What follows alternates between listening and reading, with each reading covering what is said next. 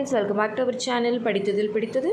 இன்றைக்கி நம்ம சேனலில் பார்க்க போகிற வீடியோ எதை பற்றின்னு பார்த்தீங்கன்னா, இன்றைக்கி நம்ம ரொம்ப முக்கியமான ஒரு வீடியோ தான் இன்றைக்கி நம்ம பார்க்க போகிறோம்.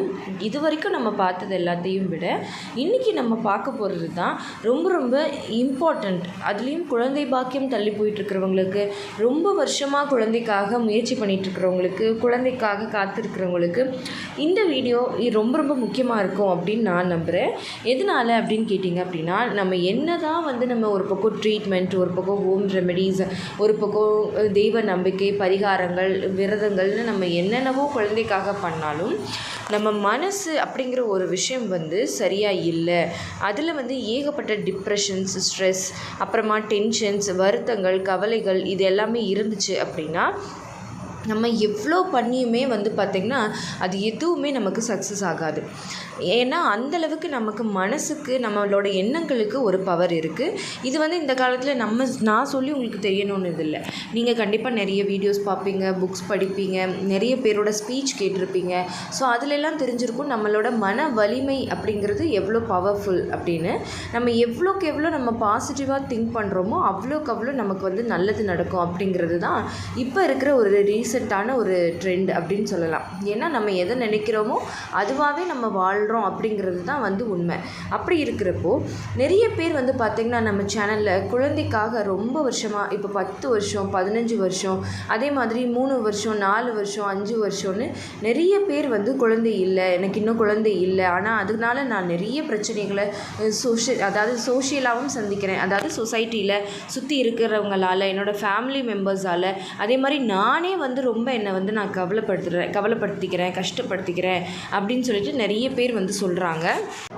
இன்னும் நிறைய பேர் எனக்கு வாழ்க்கையே பிடிக்கலை, எனக்கு வாழ பிடிக்கலை, எனக்கு வெளியில் எங்கேயும் போக பிடிக்கலை, எனக்கு பார்த்திங்கன்னா ஒரு ஃபங்க்ஷனுக்கு போக கூட மனசு வர மாட்டேங்குது, 4 பேரை ஃபேஸ் பண்ண மனசு வர மாட்டேங்குது, பார்க்குறவங்க எல்லாருமே கேட்கும்போது ஏண்டா இருக்கும் அப்படின்னு தோணுது. இப்படி நிறைய விஷயங்கள். அதே மாதிரி ஏதாவது ஒரு ஃபங்க்ஷனுக்கு போகிறோம் அப்படின்னா நம்மளால் அவங்களுக்கு ஏதாவது பாதிப்பு வந்துருமோன்னு எனக்கு பயமாக இருக்குது. இப்படி நிறைய விஷயங்கள் நிறைய பேர் சொல்கிறாங்க. ஸோ இதெல்லாம் பார்க்கும்போது ரொம்பவே உண்மையாகவே ரொம்ப வருத்தமாக இருக்குது. ஃபஸ்ட்டு ஒரு விஷயம் என்ன அப்படின்னு பார்த்தீங்க அப்படின்னா, குழந்தை பாக்கியம் இல்லை அப்படிங்கிறது ஒரு வருத்தமான விஷயம்தான்.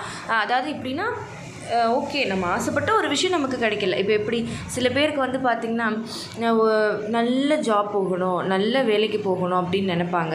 ஆனால் அவங்கள பொறுத்த வரைக்கும் அந்த நல்ல ஜாப் ஆப்பர்ச்சுனிட்டி வராது, இல்லை அவங்க நினச்ச வேலைக்கு போக முடியாது, வேறு ஏதாவது வேலைக்கு போகிற மாதிரி, ஓகே வேறு வழி இல்லை, சம்பாதிக்கணுமே அப்படின்னு போகிற மாதிரி இருக்கும். அதே மாதிரி பார்த்திங்க அப்படின்னா சில பேர் நினச்ச மாதிரி நமக்கு ஒரு லைஃப் பார்ட்னர் வரணும், இல்லை யாரையாவது விரும்பி இருப்பாங்க, அந்த பார்ட்னர் அவங்களுக்கு கிடைக்காம போயிருப்பாங்க. பட் ஆனாலும் அவங்க வேறு ஒருத்தவங்களை கல்யாணம் பண்ணி நல்லாவே வாழ்ந்துக்கிட்டு இருப்பாங்க. அதே மாதிரி நான் சொன்ன மாதிரி ஒரு வேலை, பிடிக்காத வேலைன்னா கூட அதை பிடிச்சி அதுக்கப்புறம் செய்ய பழகியிருப்பாங்க. அப்படிங்கிறப்போ நமக்கு லைஃப்பில் ஒவ்வொரு பார்ட் ஆஃப் ஸ்டேஜ்லேயுமே ஒரு விஷயம் நமக்கு கிடைக்காம தான் போகுது. ஆனால் நம்ம கிடைச்சதை அட்ஜஸ்ட் பண்ணிக்கிட்டு நம்மளோட வாழ்க்கை வாழ்ந்துக்கிட்டு தான் இருக்கோம். ஸோ அதே மாதிரி தான் இந்த குழந்தை அப்படிங்கிற விஷயமும். ஆனால் ஏன் அதை மட்டும் நம்ம ரொம்ப ஸ்ட்ரெஸ்ஸாக எடுத்துக்கிறோம்? ஏன் குழந்தை பாக்கியம் இல்லை அப்படிங்கிறதே ஒரு பெரிய வாழ்க்கையில் குறையாக ஏன் நினைக்கிறோம்? இப்போ எப்படி நம்ம ஒரு வேலை, நல்ல வேலை கிடைக்கல அப்படின்னா கிடைச்ச வேலையை ஏற்றுக்கிறோமோ, அதே மாதிரி எப்படி ஒரு லைஃபு, ஒரு லவ், ஒரு ஃபெயிலியர் ஆகிடுச்சு அப்படின்னா இன்னொரு லைஃபுக்கு போகிறோமோ, அந்தளவுக்கு தான் இந்த குழந்தை இன்மை அப்படிங்கிறதுமே. இதை நம்ம என்னமோ பெரிய குறை, நம்ம இருக்கிறதுலே பெரிய பாவம் பண்ணியிருக்கோம், நமக்கு மட்டும் ஏன் இந்த தண்டனை அப்படின்னு நினைக்கிற அளவுக்கு இது ஒரு பெரிய பிரச்சனை கிடையாது. இது வாழ்க்கையில் ஒரு அங்கம். அந்த ஸ்டேஜில் நமக்கு அது கவலையை தான் தரும். பட் அதுக்காக நம்மளோட பிறவி பயன், அதாவது ஒரு மனுஷனுமே இந்த வாழ்க்கையை இப்படித்தான் வாழணும் அப்படிங்கிற ஒரு பயனோடு தான் பிறக்கிறாங்க. அதை அவங்க ஃபுல்ஃபில் பண்ணுற வரைக்கும் இந்த உலகத்தில் வாழ்ந்து தான் ஆகணும். ஸோ அதுக்காக தான் அவங்க பிறக்கிறாங்க. அப்போ அதில் இந்த குழந்தையின்மை அப்படிங்கிறது ஒரு பாட்டு தானே ஒழிய, இதுக்காகவே நம்மளோட வாழ்க்கையெல்லாம் தொலைச்சிட்டு, நம்மளோட சந்தோஷங்கள் எல்லாத்தையுமே தொலைச்சிட்டு இருக்கணும் அப்படிங்கிற எந்த அவசியமும் நமக்கு கிடையாது. அதை நம்ம தெளிவாக புரிஞ்சுக்கணும். இப்போ நம்ம பிறக்கிறோம், நம்ம பிறக்கும்போது நமக்கு கல்யாணம் ஆகும், நமக்கு இந்த மாதிரி ஒரு குழந்தை பிறக்கும் அப்படின்னு தெரிஞ்சால் நம்ம பிறக்கிறோம். நம்மளோட லைஃபோட எய்ம் என்ன அப்படிங்கிறது நமக்கு சொல்லிக் கொடுக்குறதே நம்மளை சுற்றி இருக்கிற இந்த சொசைட்டி, அதாவது இந்த சமுதாயம் தான். அப்போ அவங்க தான் ஒரு கட்டமைப்பை ஏற்படுத்தியிருக்காங்க. என்னது அப்படின்னு பார்த்திங்கன்னா, இந்த வயசில் கல்யாணம் பண்ணணும், அதுக்கப்புறமா குழந்தை பெற்றுக்கணும், குழந்தை பெற்று அந்த குழந்தைய படிக்க வைக்கணும், அந்த குழந்தைய வளர்த்து அவங்களுக்கு ஒரு கல்யாணம் பண்ணணும். ஸோ இது வந்து ஒரு கட்டமைப்பு தான். இது வந்து நம்மளாக ஏற்படுத்திக்கிட்ட ஒரு விஷயம்தான். இது வந்து ஒரு எப்படி சொல்கிறது, ஒரு பாப்புலேஷன், அதாவது ஒரு ஜனத்தொகைக்காகவோ நம்ம குடும்பத்தோட இனப்பெருக்கத்துக்காகவோ நம்ம குடும்பம் வந்து சந்ததிகள் வளரணும் அப்படிங்கிறதுக்காகவோ நம்மளே ஏற்படுத்திக்கிட்ட ஒரு விஷயம்தான். இது இல்லாமல் போனாலும் அதனால் வந்து அது ஒரு பெரிய குற்றமான விஷயமே கிடையாது. ஏன்னா இது வந்து நம்மளாக ஏற்படுத்திக்கிட்ட ஒரு கட்டமைப்பு தான். அப்படி இருக்கிறப்ப நம்மளுக்கு அது இல்லைங்கிறதுக்காக நம்ம வந்து பெரிய தப்பு பண்ணிட்டோம், நமக்கு வந்து பெரிய பாவம் பண்ணிட்டோம் அப்படிங்கிறது எல்லாமே கிடையவே கிடையாது. இது வந்து நம்ம லைஃபோட ஒரு பார்ட்டு தான். இன்னொன்று நான் சொன்ன மாதிரி நம்ம பிறக்கும்போது இப்படி ஒரு குழந்தை நமக்கு பிறக்கணும், நம்மளோட இது வந்து இதுதான், அதாவது ஒரு கல்யாணம் பண்ணணும், குழந்தை பெற்றுக்கணும், இதுதான் நம்மளோட ஒரு வாழ்க்கையோட ஒரு தத்துவமே அப்படிங்கிறதோட நம்ம பிறக்கவே கிடையாது. ஸோ அப்படி இருக்கிறப்ப நம்ம இந்த விஷயம் இல்லை அப்படிங்கிறதுக்காக நம்மளோட சந்தோஷங்கள் எல்லாத்தையுமே வந்து தொலைக்கணும்னு அவசியம் இல்லை. அதே மாதிரி குழந்தை பெற்றவங்க எல்லாருமே சந்தோஷமாக தான் இருக்காங்களா அப்படின்னாலும் சந்தோஷமாக இருக்காங்கன்னு நம்மளால் சொல்ல முடியாது. அதாவது பார்த்திங்கன்னா சில நேரங்களில் 3 பிள்ளைங்க இருப்பாங்க, 4 பிள்ளைங்க இருப்பாங்க. ஆனால் பார்த்திங்கன்னா குடும்பத்தில் கணவன் மனைவிக்குள்ளே நிறைய பிரச்சனைகள் அந்த மாதிரி இருக்கும்.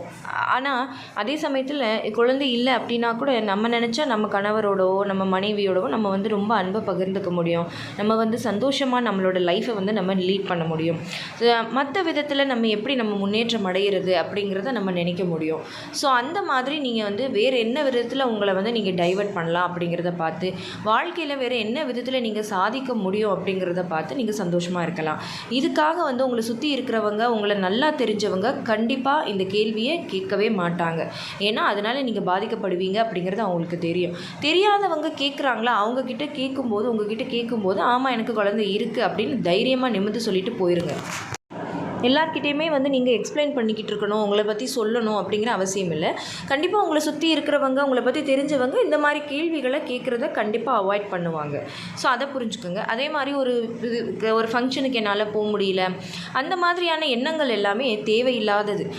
நான் சொன்ன மாதிரி குழந்தை பெற்றவங்க எல்லாருமே வந்து ரொம்ப நல்லவங்க, அவங்க எல்லாருமே வந்து புண்ணியம் பண்ணவங்க அப்படி கிடையாது. அதே மாதிரி இல்லாதவங்க வந்து எல்லாருமே கெட்டவங்க, நல்ல மனசு இல்லாதவங்க அப்படிங்கிறது கிடையாது. நம்ம எப்படி இருந்தாலும் நம்ம மனசு சுத்தமாக இருந்தால் நம்ம எங்கேயும் போகலாம், எங்கேயும் வரலாம், எந்த விசேஷத்துலேயும் நம்ம கலந்துக்கலாம். எல்லாத்துலேயும் கலந்துக்கிறதுக்கு மற்றவங்களை விட அதிகமான உரிமை உங்களுக்கும் இருக்குது. ஸோ அதனால் நீங்கள் வந்து உங்களை நீங்களே தாழ்த்திக்காமல் யார் எந்த இடத்துல போய் நின்னாலும் நான் நல்லா இருக்கேன்னு நீங்கள் முதல்ல நம்பணும். நீங்கள் முதல்ல வந்து கான்ஃபிடெண்ட்டாக, தைரியமாக, தன்னம்பிக்கையோடு வாழ பழகணும். ஸோ அதை முதல்ல பண்ணுங்கள். அதே மாதிரி சில பேர் வந்து கல்யாணம் ஆகிட்டு உடனே அவங்களோட ஸ்டடீஸை வந்து விட்டுருப்பாங்க. இல்லை அவங்களுக்குன்னு லைஃப்பில் வந்து ஏதாவது ஒரு ஆம்பிஷன் இருந்திருக்கும், அதை வந்து அப்படியே ட்ராப் பண்ணியிருப்பாங்க. இல்லை வேறு ஏதாவது எக்ஸ்ட்ரா கரிக்குலர் ஆக்டிவிட்டீஸ், ஒரு ட்ராயிங், ஒரு வேறு ஏதாவது டெய்லரிங், அந்த மாதிரி ஏதாவது ஒரு ஆக்டிவிட்டீஸில் அப்படியே விட்டுருப்பாங்க. ஸோ அந்த மாதிரி விஷயங்களை, உங்களுக்கு பிடிச்ச விஷயங்களை திருப்பி வந்து நீங்கள் ட்ரை பண்ணலாம். திருப்பி உங்களை வந்து நீங்கள் டைவர்ட் பண்ணலாம். முயற்சியும் அதுக்காக கைவிடணும் அப்படிங்கிற அவசியம் இல்லை. ஒரு பக்கம் நீங்கள் வந்து உங்களோட முயற்சிகளையும் தொடர்ந்து நீங்கள் செஞ்சுக்கிட்டே இருக்கலாம். அதையும் நீங்கள் வந்து நிறுத்தணும் அப்படிங்கிற அவசியம் இல்லை. முயற்சி என்றைக்குமே நமக்கு வெற்றியை தான் கொடுக்கும்.